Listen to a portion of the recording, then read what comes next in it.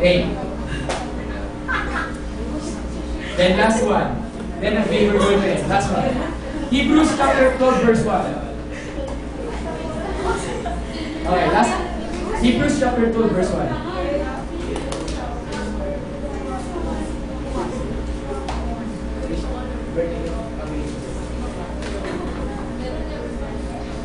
Andun na?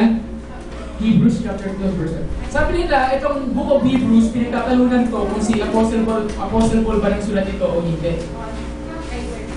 Okay. 12 verse 1. Sabi ito, nandun na? Hebrews 12:1. Okay, sabi dito, therefore we also, since we are surrounded by so great a cloud of witnesses, let us lay aside every weight and the sin which so easily ensnares us, and let us run with endurance the race that is set before us.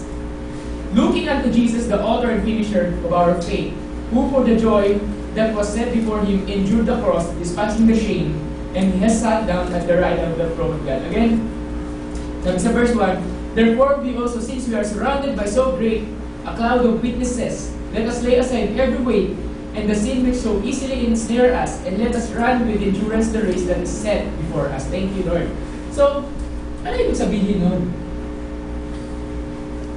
Hebrews 12:1 speaks about there are witnesses. May mga tao na nakapaligid na tinitingin sa'yo. At tinitingnan nila lahat ng kilos mo. Especially pag buhay Kristiyano ka, pagka lover ka ni Jesus, at alam nilang Kristiyano ka, Christian ka. Christian is not a religion, okay? Christianity is about relationship, about Jesus Christ. Tama ba?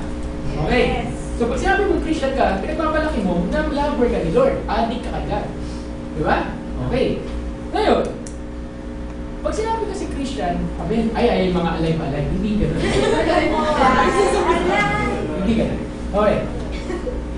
Normally, alam nila may iba ka. Alam nila banal ka. Alam nila hindi ka umiinom. Alam nila hindi ka nag-yosi. Alam nila hindi ka nagmumura. Alam nila hindi ka nagkakating class. Alam nila hindi ka nangongopya.